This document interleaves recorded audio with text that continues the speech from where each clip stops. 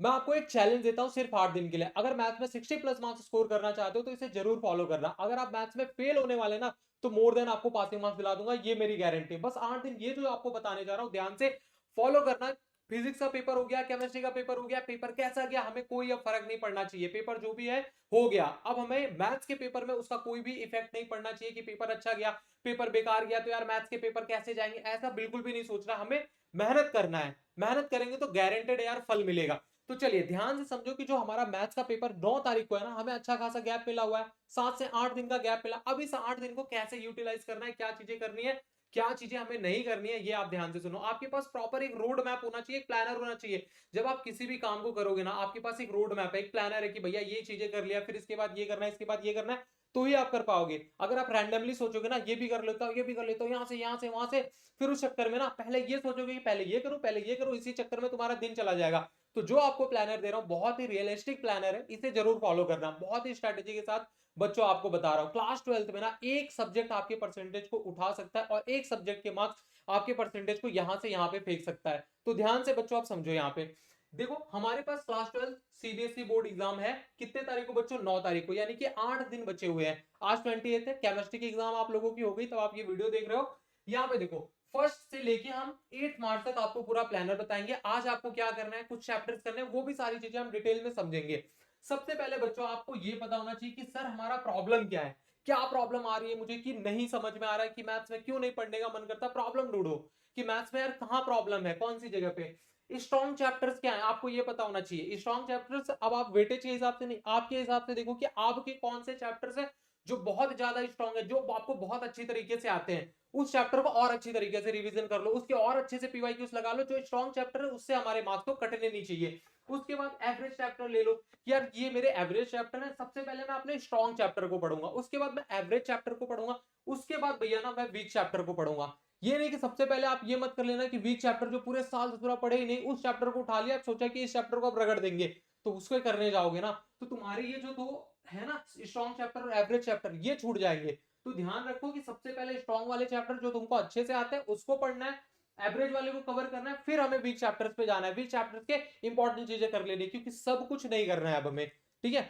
और यहाँ पे देखो आपको डर लग रहा है ना कि भैया क्लास 12 यार प्री बोर्ड में हमारे अच्छे मार्क्स नहीं आते थे, मैथ्स में कितनी भी मेहनत करके जाते थे, यार यहाँ पे आएंगे। तुम एक सिस्टम के साथ मेहनत तो करो।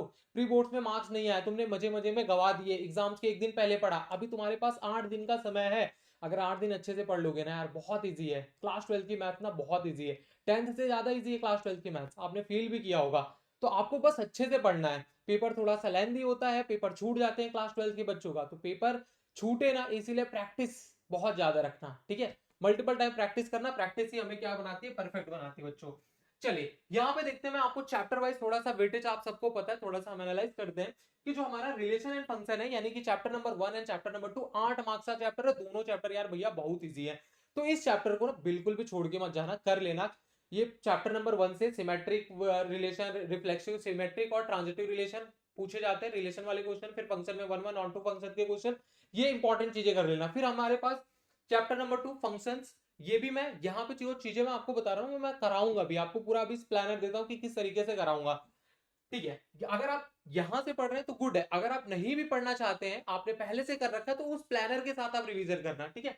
तो chapter number 1 relation and function 8 marks का चैप्टर। चैप्टर नंबर 2 अलजेब्रा, जिसमें 3rd एंड 4 आते हैं हमारे पास, मैट्रिक्स एंड डिटर्मिनेंट, बहुत प्यारा सा चैप्टर है, बट कैलकुलेशन में एग्जाम में गलतियां होती है या फिर बहुत टाइम टेकिंग होता है, तो ये बहुत अच्छी तरीके से करके जाना। मैं आपको ट्रिक्स वगैरह भी बताऊंगा इस चैप्टर में, कैसे क्यूब फाइंड करना है, कैसे इनवर्स फाइंड करना है, वो ट्रिक से भी आप अपने आंसर्स को लास्ट मोमेंट में चेक कर लेना, ठीक है, ताकि इसके फुल के फुल मार्क्स मिल जाए। ये 10 मार्क्स का हमारा चैप्टर है।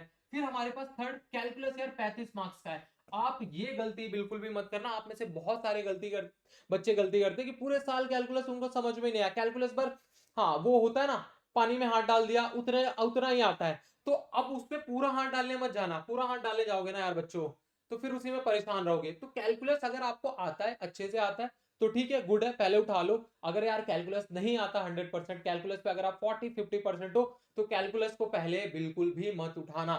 फिर आपको क्या करना है, इसके बाद देखो ये 35 मार्क्स का चैप्टर है कैलकुलस, और उसके बाद हमारे पास जो वेक्टर है ना, vector and 3D geometry, 14 marks का चैप्टर यार, सीधा बिठा तुमको 14 मार्क्स देके जाएगा, एकदम अच्छे तरीके से करके जाना। वेक्टर भैया क्या है लल्लू है, 3D ज्योमेट्री में शॉर्टेड डिस्टेंस से मैक्सिमम क्वेश्चन पूछे जाते हैं, तो वो सारी चीजें कर लेना।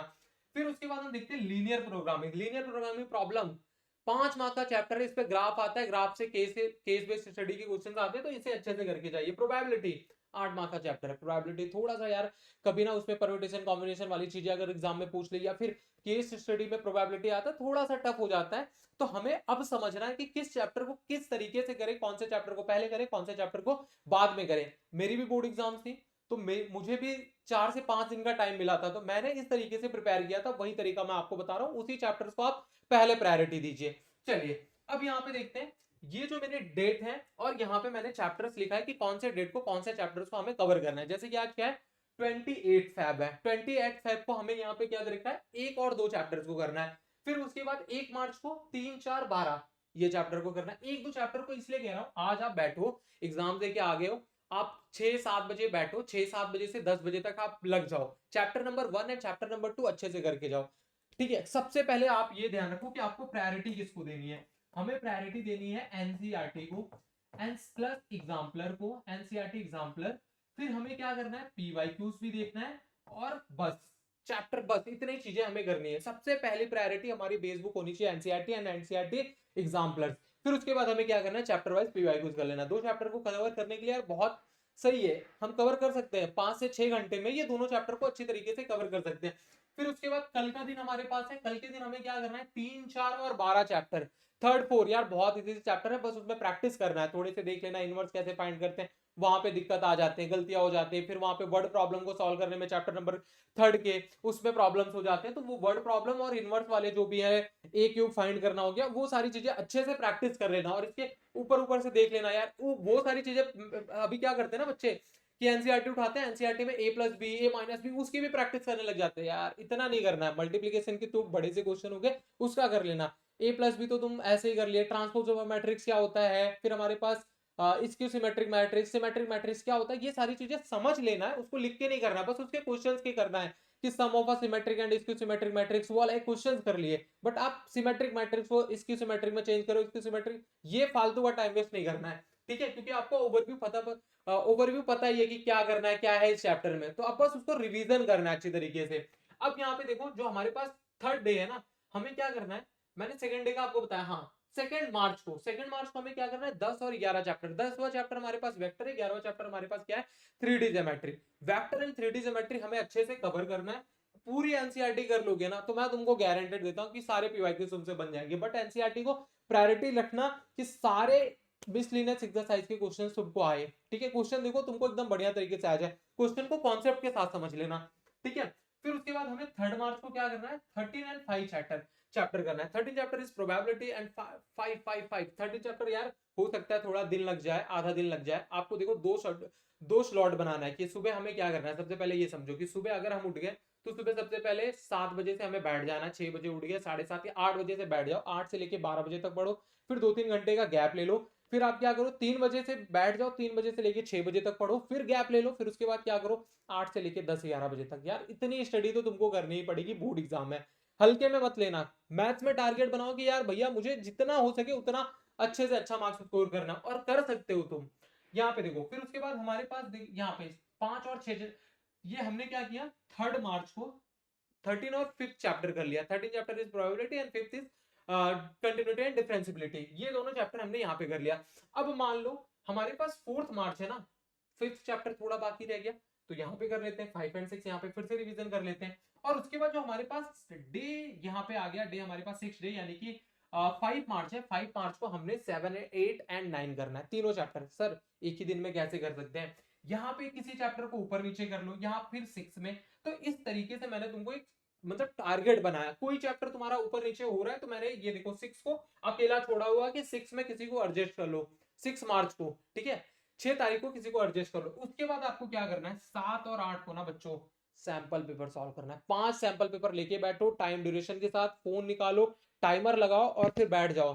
फटाफट से मेरे को 3 घंटे के अंदर पेपर सॉल्व करना है। पेपर में गलतियां कहाँ हो रही है, गलतियों को खुद एनालाइज करना है, मिस्टेक को एनालाइज करना है। मान लो तुम पेपर को सॉल्व कर रहे हो, पेपर को सॉल्व करते टाइम तुमको एक क्वेश्चन नहीं आया, तो उसी टाइम तुम गूगल उठाओ, फोन उठाओ, बिल्कुल भी नहीं। उस क्वेश्चन को वहां पे छोड़ दो कि मुझे नहीं आ रहा है, अब मैं नेक्स्ट क्वेश्चन पे बढ़ जाता हूँ। 3 घंटे के अंदर पहले पेपर कवर कर लूंगा, फिर लास्ट के 1-1.5 घंटे मुझे एनालाइज करना है कि मैं यहाँ पे मिस्टेक कहाँ पे कर रहा हूँ। और ऐसे सैंपल पेपर को सॉल्व करो जिसका सॉल्यूशन हो तुम्हारे पास। सॉल्यूशन यहाँ पे गूगल पे, फिर जेमिनाई पे, चैट जीपीटी पे ढूंढने मत जाओ। ऐसे सैंपल पेपर उठाओ, ऐसी बुक्स होंगी तुम्हारे पास जिसके सॉल्यूशंस होंगे, उस सॉल्यूशन पहले पेपर सॉल्व कर लो, फिर सॉल्यूशन देखो कि कहां पे मैं गलतियां कर रहा था। जहां पे आप गलतियां कर रहे हो उस गलतियों को एनालाइज करो और टारगेट बनाओ कि इस गलतियों को ना मेरे को 9 मार्च को बिल्कुल भी नहीं करना है। और हाँ भैया, होली नहीं खेलनी है तुमको। होली कोई आया मिल गया, नहीं मिलना है तो भी आप शांति से कमरे में बैठ के घर वालों को बोल दो कि बोर्ड एग्जाम है, किसी को भी ना बोले हम पढ़ रहे हैं नहीं है, कोई हमें किसी से नहीं मिलना जुलना है। ठीक है, होली फिर आएगी, नेक्स्ट ईयर फिर से आएगा, कॉलेज के दोस्तों के साथ खेलना, फिर पूरी फैमिली के साथ खेलना। अभी बिल्कुल भी सीरियस हो जाना, आपसे हाथ जोड़ के कह रहा हूं कि यार क्लास 12 के ना मैथ्स में बच्चे परेशान हो जाते हैं कि यार भैया पेपर छूट गया। पेपर इसलिए छूटता है क्योंकि ये 7 से 8 दिन ओवर कॉन्फिडेंस पे रहते हैं कि यार मुझे तो मैथ्स में सब आता है, मैथ्स में मुझे सब आता है। ये कॉन्फिडेंस बिल्कुल भी अंदर मत लेके आना। मल्टीपल टाइम प्रैक्टिस करते रहना, जो चीजें आपको आती है उसे एक बार फटाफट से यार माइंड रिवीजन कर लो। सोने जा रहे हो तो मान लो 2 चैप्टर आपने पढ़ा, उन दोनों चैप्टर को यार माइंड में फटाफट से इस चैप्टर में, अच्छा ये इस तरीके से यहाँ पे पहले हमें एडिशन है, सब्ट्रैक्शन है, यहाँ पे फिर उसके बाद इस क्वेश्चन को इस तरीके से सॉल्व करते हैं, ये फॉर्मूले हैं, ये फॉर्मूला आएगा, तो ये कंसेप्ट, ये मैंने एक नया क्वेश्चन देखा था पीवाईक्यूज में, तो वो क्वेश्चन को इस तरीके से करें। सारी चीजें आप आपके माइंड में आपके पूरे लूप में घूमनी चाहिए 8 से 9 दिन। मैथ्स के अलावा कोई चीजें आपको नहीं दिखनी चाहिए। ठीक है, फिर उसके बाद हमें क्या करना है, पीवाईक्यूज करना है एटलीस्ट 10 साल के पीवाईक्यूज। 10 चलो तुमसे नहीं भी हो रहे हैं तो 5 साल के यार प्रीवियस ईयर के क्वेश्चन पेपर उठा लो। किसी एक पेपर को फटाफट से उठा के 5 साल के, या फिर ऑनलाइन दुनिया भर के पढ़े ही हैं आप वहां से कर लो। ठीक है, और मेरी बात एकदम ध्यान से समझो, अगर आप डर कर पढ़ोगे ना तो डर के पढ़ने में तुम्हारे 40-50 मार्क्स ही आएंगे, 30 भी आ सकते हैं। डर के पढ़ोगे तो बस पास हो सकते हो, बट अगर ठान के पढ़ोगे ना तो गारंटेड 60+ मार्क्स लेके आओगे। अगले 8 दिन अपने इस फोन को साइड फेंको कि फोन में कोई यूज नहीं करना है, इंस्टाग्राम, फेसबुक, जितनी भी दुनिया भर की चीजें, सारी चीजें साइड कर दो। यूट्यूब पर अगर आप पढ़ने आ रहे हो, वीडियोस देख रहे हो, तो कुछ सिलेक्टिव चैनल को ही सब्सक्राइब कर लो, बाकी सारे चैनल को अनसब्सक्राइब करके सब्सक्रिप्शन मोड पे जाओ। वहां पे उन्हीं टीचर्स की वीडियोस देखो जिन पर आपको ट्रस्ट है कि जो आपके लिए कर रहे हैं। फालतू की चीजें मत देखना कि कोई टीचर आके ऐसे कह रहा है कि भैया मैं 7 से 8 दिन में आपको 100 आउट ऑफ 100 दिला दे रहा हूं। यार फेक फालतू चीजें नहीं, बहुत ही रियलिस्टिक टाइम के साथ बहुत ही अच्छी तरीके से सिस्टमैटिक वे में बच्चों पढ़ाई करो। और ये ध्यान रखना, अगर अभी तक आपने कुछ भी नहीं करा है मैथ्स में, बस तुमको पास होना है, तो मोर देन पासिंग मार्क्स मैं तुमको इस चैनल पे दिलाऊंगा। और यहाँ पे इस चैनल को आप जरूर सब्सक्राइब करके रखना। अगर आप मेरे इंस्टाग्राम से आ रहे हो द बोर्ड क्रैकर को, तो ये यूट्यूब का चैनल द बोर्ड क्रैकर को आप सब्सक्राइब कर लेना। गारंटेड बच्चों, यहाँ पे मैं आपको मोर देन पासिंग मार्क्स दिला दूंगा, क्योंकि यहाँ पे मैं आज ही आपको चैप्टर नंबर 2 रिलीज कर दूंगा। Chapter number 2 and chapter number 1 आप अच्छी तरीके से कवर करिए। वहां पे यार मैंने बहुत अच्छी तरीके से एक्सप्लेन किया हुआ है। अगर आप ना उस वीडियो को 2x की स्पीड पे देखते हो ना, chapter number 2 and chapter number 1 से आने वाले हर एक क्वेश्चन ना तुम आग लगा के आ जाओगे। सारी चीजें उसमें एक्सप्लेन की हुई है, बहुत ही लिमिटेड टाइम है। चैप्टर नंबर 2 मैंने 2-2.5 घंटे में सारे उसमें पीवाईक्यूज करा दिए, एनसीईआरटी करा दिए, एग्जाम्पलर्स करा दिए, सब कुछ हो गया है जितने भी एक्सपेक्टेड क्वेश्चंस होते हैं। तो चलिए फटाफट से आप इस चैनल को सब्सक्राइब कर लीजिए। आपको कहीं पर भी किसी भी प्रकार की कोई दुख तकलीफ है तो आप हमें कमेंट सेक्शन में लिख के बता दीजिए।